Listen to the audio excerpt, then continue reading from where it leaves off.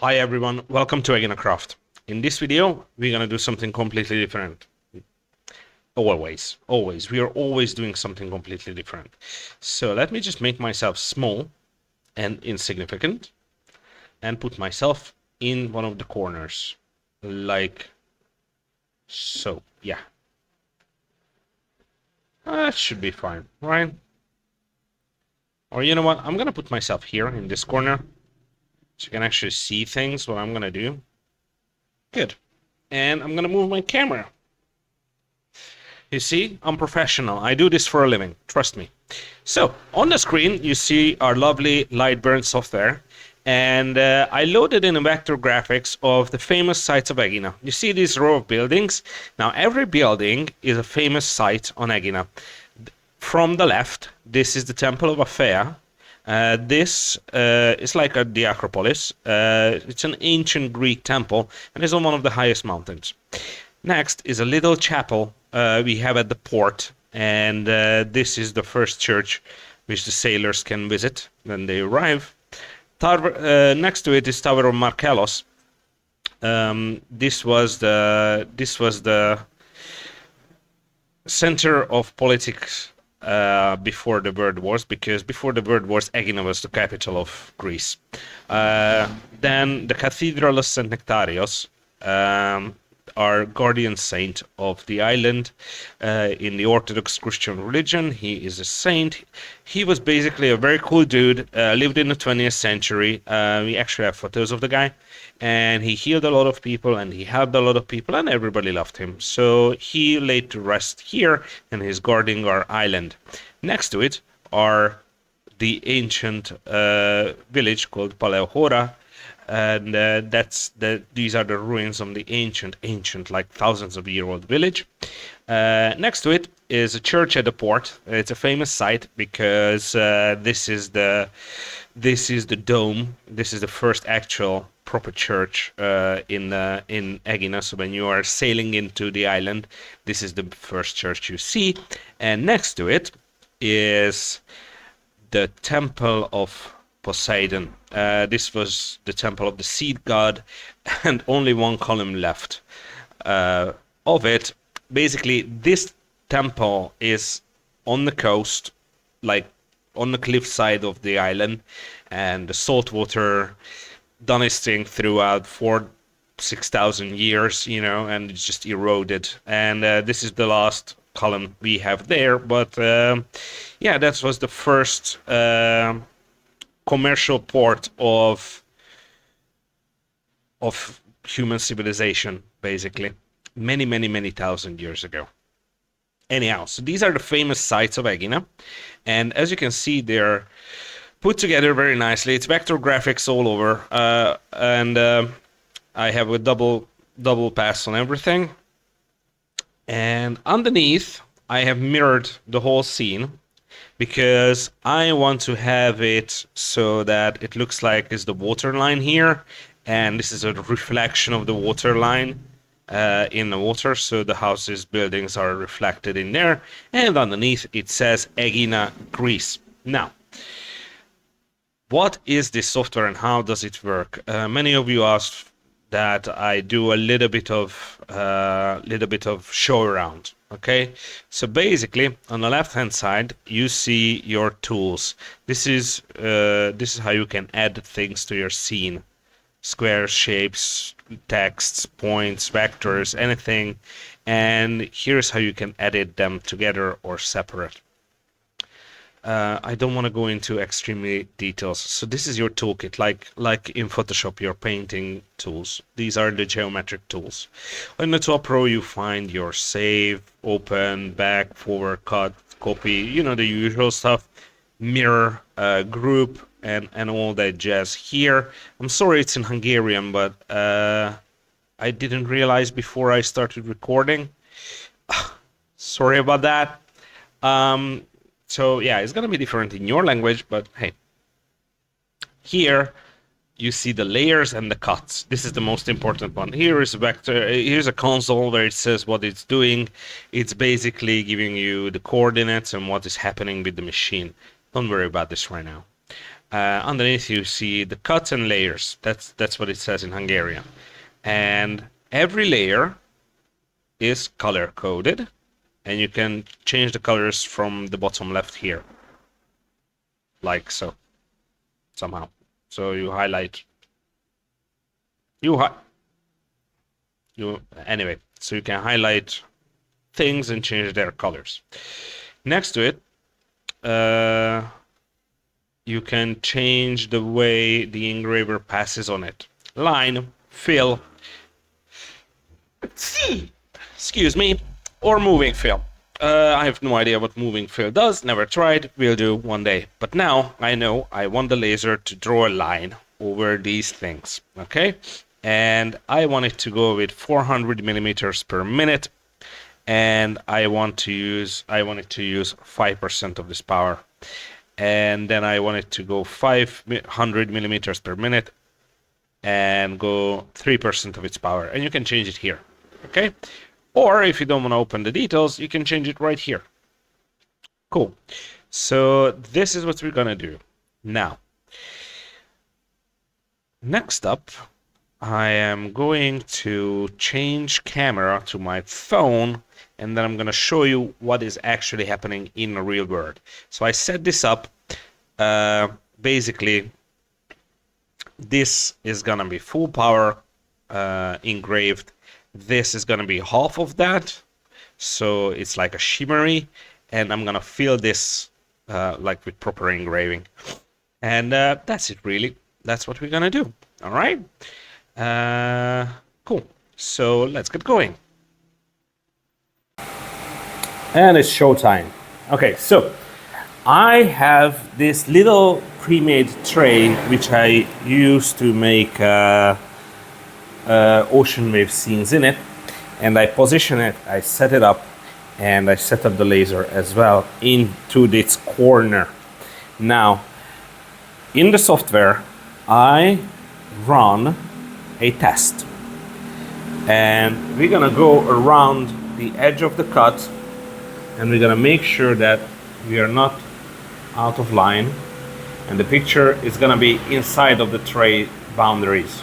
Okay, so we're not gonna move it anywhere else. Okay, first, then I need to make sure that the height of the laser is good enough. So I'm gonna use the aluminium Athlon it came with. Remove the guard, drop it down a notch or two. That should do it.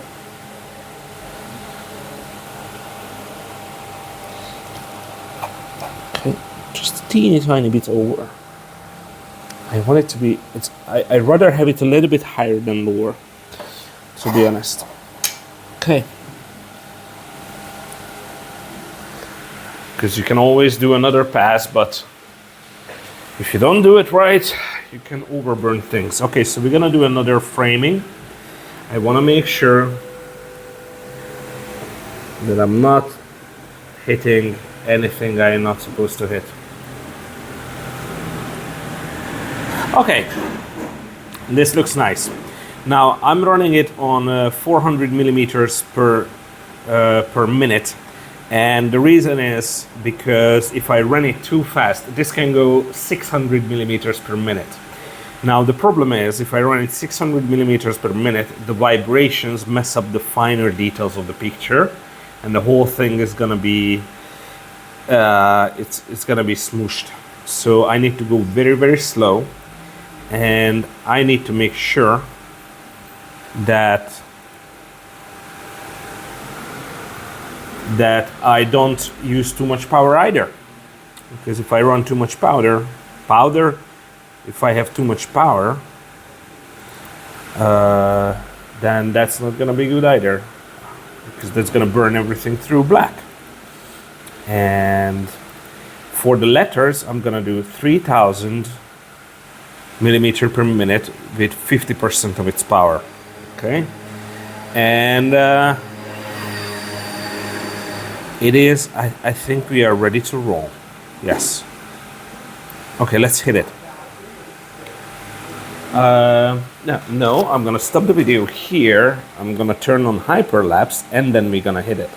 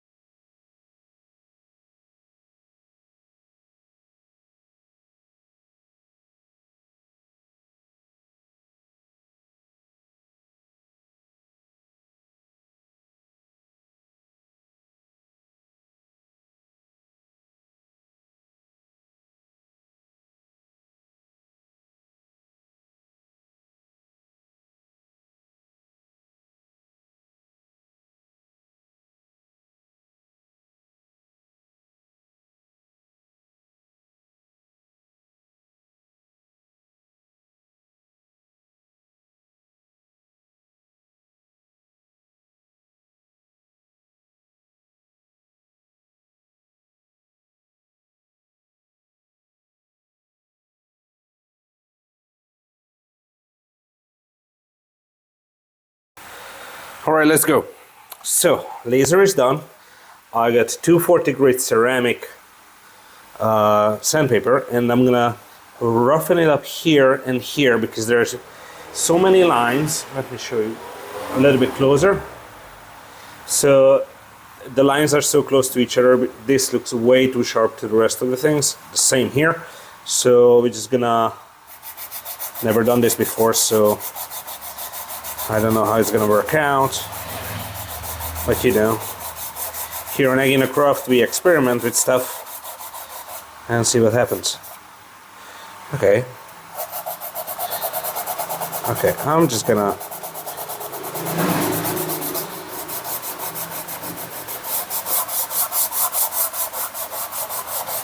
just blend it all in. Yeah. So this pine was in the sun. I left it on the sun for a couple of weeks, and it turned darker yellow. So now I sand it up, and this is a teeny bit lighter than this bit. So it looks like it's illuminated or something. So we're just gonna do that. Okay. Okay, I like that. Now, remove the dust. Use a little bit of teeny tiny amount of alcohol just to clean it from the grooves, because next up we're gonna do another experiment, okay? And it's gonna be all in one video. I'm gonna put epoxy into this tray to seal the art and to test how it reacts to burnt wood. Three things can happen. It could create extreme bubbles, which could mess up the whole thing. It could dissolve this brown wood, the soot, the charred bark, so this becomes hazy. And three, it comes out nice and neat. And I don't know what's gonna happen. So, and I didn't look it up because I want to learn for myself. I have a tiny bit of silicone left, and I'm gonna wear a glove for this, just because I hate removing silicone from my skin, because the only thing that dissolves silicone is petrol or petroleum or anything related to petrol, and it smells bad and it's really hard to get now and everything. So yeet, squirt. I might not have enough. Oh, come now.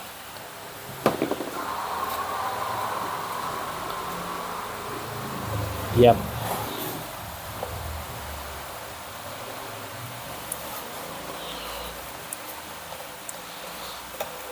This is far from enough.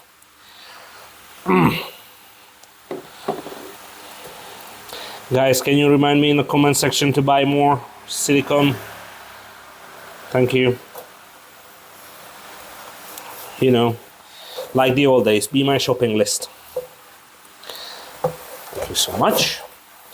Okay, so this is... Okay, just a tiny bit more. Come on now. Come on. I believe in you. Ah, no, that's it. We run out. Okay, so this is what we're gonna do next. We're gonna use sellotape, or packing tape,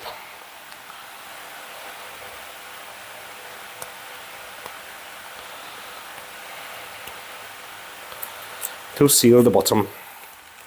Technically, this should work. Technically, if I can open the roll.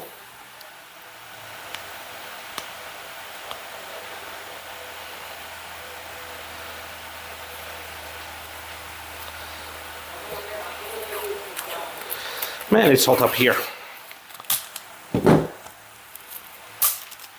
I'm gonna take it down after I poured it. Zoom out. There we go. We're just gonna do this right here, like so.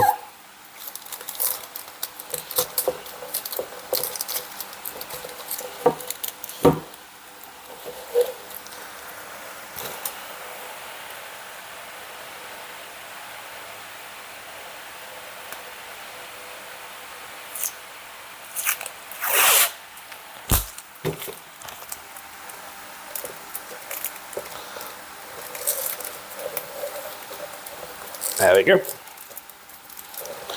All right. It might be a little bit messy.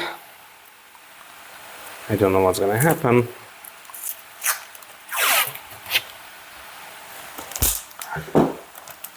But hey, this is one of those videos where I had an extremely good idea and I wanted to execute on it, and I wanted to take one step further. So I already know how to use the laser, you know. That is just gonna be the same old, but with this, we're gonna get to uncharted territories. Now I'm gonna put tape here in the center as well, because I don't trust only one sheet.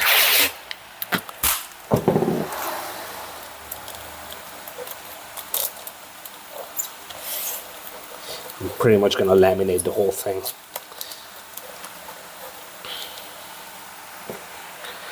Oh boy, it is toasty up here.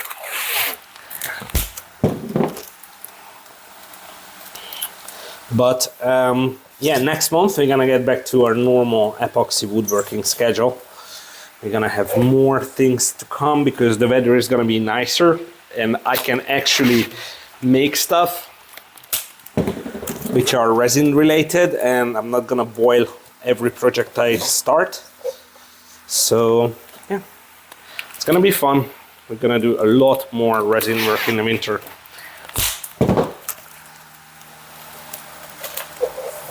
I'm gonna teach you a lot of things. We're gonna experiment with a lot of things, but now we're gonna see how we can work the laser machine into our production workflow to actually have some stuff in the shop, which was including my new toy, which will include my new toy. Jesus, English. You see, the hotter the weather gets, my English gets marginally worse and worse by the minute. Okay, there's a little bit left here, right? Yeah. Okay, the whole thing is laminated. So, yeah. Okay. Okay. Let me just double check everything is nice and neato. Everything is nice and neat. And now, for my next trick, I'm gonna use dual casting resin. I use Dipon resin. I'm not affiliated with the guys yet. but I've been using them since the beginning, and I think you can only get it in Europe because it's a German company, and the resin, what they do, it was like, it's been working so far. So I'm gonna make almost this cup full because I just want to laminate the whole thing basically. So I'm gonna get part A of this, and this 50 to 25, so 2-to-1 ratio. I'm gonna have about 66 grams of part A, and then 33 grams of part B.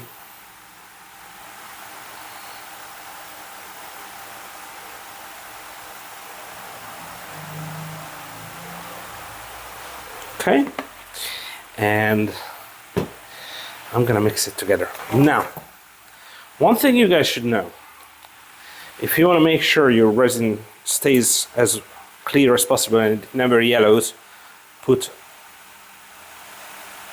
one single drop of blue dye into your epoxy. Why? Look up on the net how they whitened shirts back in the day, in the 18th century, and you will find your answer. I give you some homework to do. So basically, when you give a drip of blue into the clear, it's gonna look more clear and longer. They used to add blue powder into the white shirts to make it look white. I think it's a little bit too much, but hey. Also, I'm not gonna say it in every video, but I'm gonna say it again. You must wear proper protective equipment to your art, or when you do resin or sanding or whatever. I'm not doing it because I choose not to. But you do you. Learn about the risks. Don't do what I do. Don't fucking copy me completely without thinking. Do your own thinking and assess your own risk levels. I assess my risk level and I'm happy with what I'm doing, okay? And please don't tell me that I should wear this or do that or that. I understand, I know why you say that, thank you for your concerns, but I am aware of the risks I'm taking and I'm happy with that. Please respect that, thank you. And I encourage you to wear PPE and don't do as I do. Because you never know. Anyway, so I mixed up some jewel casting resin and I think it's mixed very well. I'm just gonna pour it. Let's see what happens. Twink!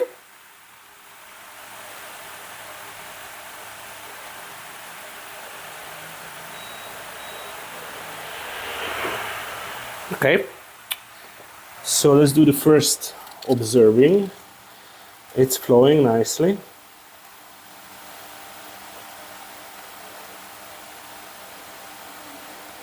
Okay, so the brown doesn't flow away or doesn't smear.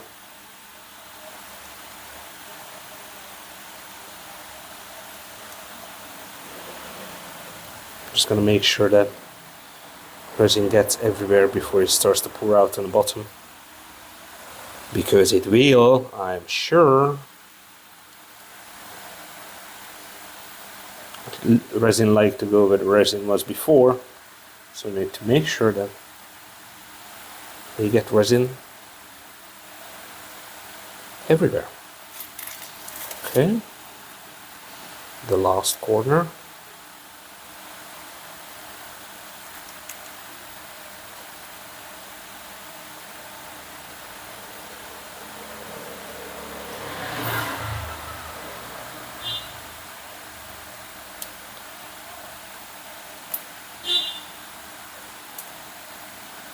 Okay, I see some bubbles, but I'm not too concerned about them.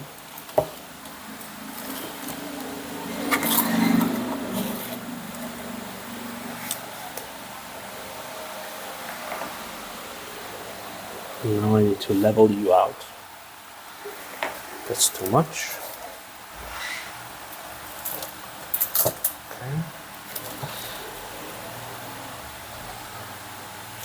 Yep. I need this corner up.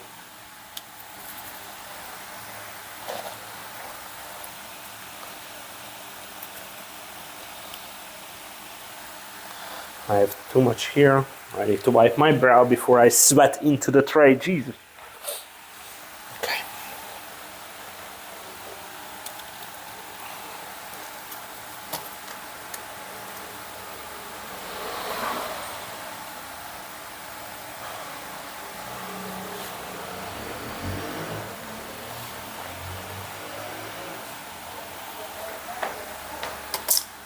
Okay, let me get my blowtorch. You know what, let me get my heat gun first, because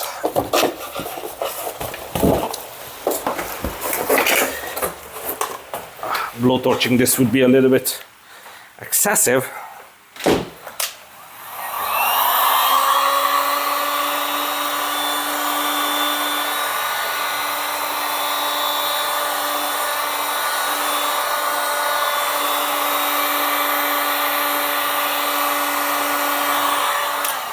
Okay, bubbles off, out. Gonna move it this way.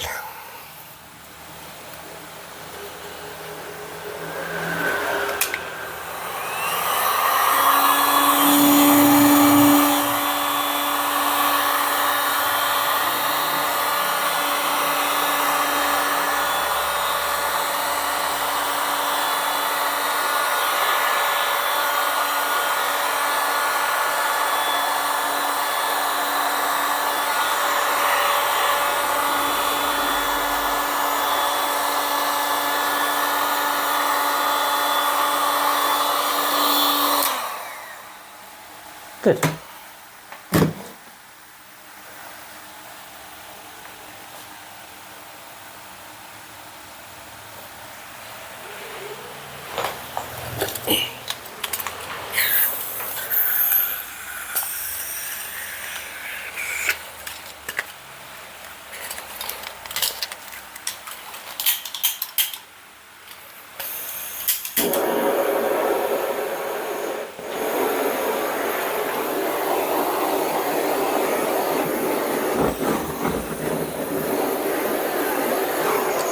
Okay.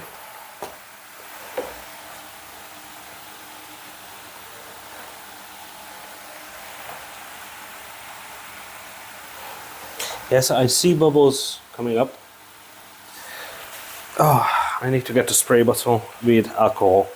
Anyway, I deal with the bubbles as much as I can, and we get back to this, guys, when it's ready to go. Hi everyone, we are back. Observe my creation, and it's Chinese. Okay, so this is the lesson I learned. It works great, but somehow resin bleaches out the char a little bit, just gives it a little bit softer edge. So yeah, this is a nice result, which I'm very happy with. I need to still finish it off, you know, sand it and make it nice and neat. But that's gonna be me watching some TV series or YouTube show or something and just sand away. So yeah, this works. You can actually add resin to laser engraving. It will lighten the color just a little bit. Okay, so this is the exact same thing, but it's on a smaller scale. So that's the difference. You see? So yeah, that's the lesson I learned, and yeah, this is gonna be incorporated in my workflow. So stay tuned for the next video, where we're gonna do some resin inlay in laser engraving. Thank you very much for watching, guys. If you want to support the channel, you can support it on buymeacoffee.com or buying something from my web shop. Links down in the description of this video.